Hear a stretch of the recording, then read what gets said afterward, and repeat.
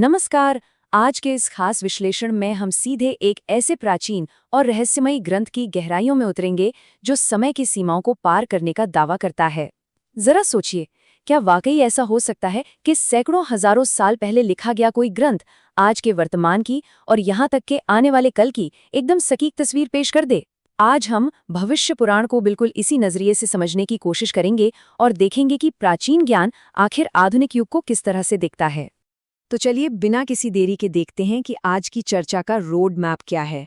हम भविष्य पुराण के एक संक्षिप्त परिचय से शुरू करेंगे, फिर इसकी हैरान कर देने वाली ऐतिहासिक भविष्यवाणियों को देखेंगे। उसके बाद कलयुग के प्रभाव, कल की अवतार के उल्लेख और आखिर में कर्म के उस गहरे संदेश पर बात करेंगे जो इस पूरे ग्रंथ का सार है। तो आइए सबसे पहले इस ग्रंथ के बुनियादी ढांचे यानी इसके ब्लूप्रिंट से शुरुआत करते हैं। मुख्य रूप से भगवान सूर्य द्वारा सुनाए गए इस पुराण की नींव आखिर किस चीज पर टिकी है? भविष्य इस शब्द का सीधा सा मतलब ही है जो आने वाला है। हमारे पास जितने भी प्राचीन ग्रंथ हैं उनमें से ज्यादातर बीते हुए कल की कथाओं या पौराणिक इतिहास पर केंद्रित हैं।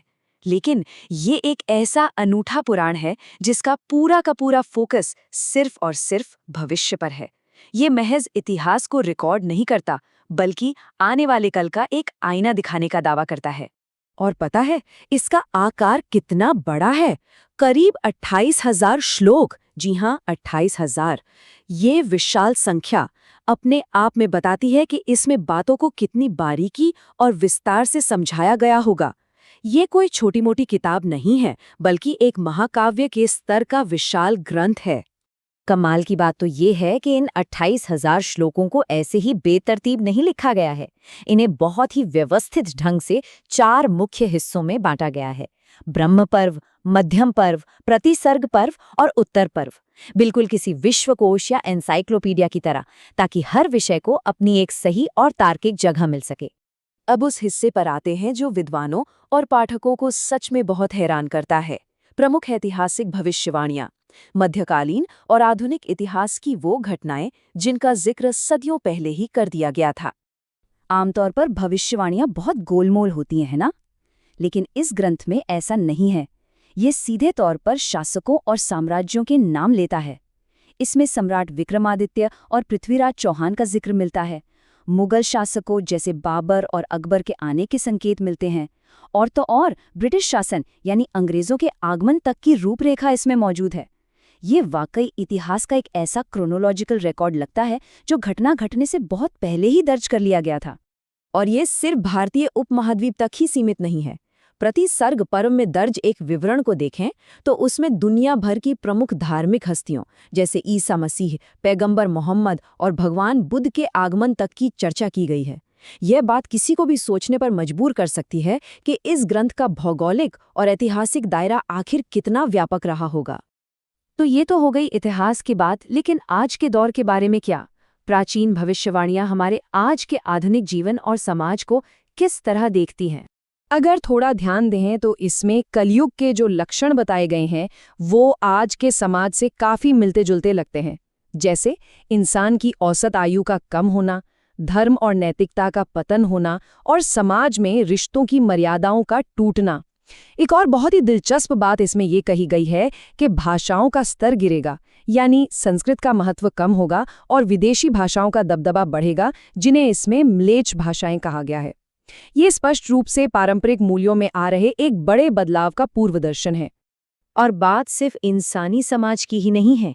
प्रकृति को लेकर भी बहुत सटीक टिप्पणियां की गई हैं, जैसे ऋतुओं का चक्र बिगड़ना और अनाज में जो पोषण होता है उसकी शक्ति कम हो जाना। आज के समय में जब पूरी दुनिया जलवायु परिवर्तन, पर्यावरण संकट और खाने में घटते पोषण को लेकर चिंतित है, तब ये देखकर हैरानी होती है कि भविष्य पुराण ने सदियों पहले ही इस असंतुलन की भविष्यवाणी कर दी थी। अब सवाल ये उठता है कि जब सब कुछ इतना अंधकारमय हो जाएगा तो आगे क्या? यहीं से शुरुआत होती है कल की अवतार और एक नए युग की, जिसे भविष्य का रीसेट कहा जा सकता है। पुराण में बहुत ही शक्तिशाली और स्पष्ट शब्दों में लिखा है कि जब पाप अपनी चरम सीमा पर होगा, तब भगवान विष्णु कल्कि के रूप में अवतार लेंगे।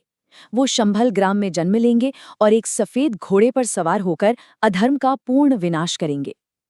ये वो चरम बिंदु है जहां बुराई अपने एक्सट्रीम पर पहुंच जाती है और फिर संतुलन वापस लाने के लिए सीधे ईश्वरीय हस्तक्षेप होता है। देखा जाए तो यहाँ दो युगों के बीच एक बहुत ही गहरा कॉन्ट्रास्ट देखने को मिलता है। एक तरफ है कलयुग, जो पाप, नैतिक पतन और प्रकृति के प्रकोप का चरम है, और ठीक उसके विपरीत खड़ा है सत्य युग, जहां एक नई सृष्टि का निर्माण होगा, धर्म की पुनर्स्थापना होगी और पूर्ण सद्भाव होगा। ये इस बात का प्रतीक है कि वर्तमान का अंधकार कोई एंड ऑफ द वर्ल्ड नहीं है, बल्कि एक नए प्रकाश की तैयारी भर है। ऐसा इसलिए है क्योंकि यहाँ समय कोई सीधी रेखा नहीं, बल्कि एक चक्र है। प्रक्रिया कुछ इस तरह है। पहले पाप अपनी चरम सीमा पर पहुंचता है, फिर कल की अवतार प्रकट होते हैं, उसके बाद अधर्म का पूरी तरह से विनाश होता है, और आखिर में सत्य युग का नया सवेरा होता है। यह ब्रह्मांड की एक डिवाइन रीसेट बटन की तरह है। एक युग का अंत असल में दूसरे युग की शुरुआत ही है। लेकिन अब इन सब के बीच एक सबसे बड़ा दार्शनिक सवाल खड़ा होता है। अगर सब कुछ पहले से ही तय है, तो इसमें इंसान की अपनी भूमिका क्या है? आइए इस गहरे अर्थ को समझते हैं। पूरे भविष्य पुराण का सबसे अहम और गहरा निष्कर्ष ये बिल्कुल नहीं है कि भविष्य पत्थर की लकीर है, बल्कि इसका संदेश ये है कि भविष्य पूरी तरह से तय नहीं है। ये हमारे वर्तमान के कर्मों का ही सीधा परिणाम है। मतलब, ये ग्रंथ समाज पर कोई कठोर नियति नहीं थोपता। ये तो बस समाज को धर्म और सही आचरण के मार्ग पर बनाए रखने के लिए एक चेतावनी की तरह काम करता है। आज के कर्म ही आने वाले कल का निर्माण करेंगे, जो हमें इस आखिरी लेकिन सबसे जरूरी सवाल पर ले आता है। यदि आज के कर्म ही आने वाले कल को आकार देते हैं, तो इंसानियत इतिहास का अगला अध्याय कैसे लिखेगी? भविष्य पुराण सिर्फ नियति से नहीं डराता, बल्कि हमारे स्वतंत्र निर्णयों और कर्मों की असली ताकत का एहसास कराता है।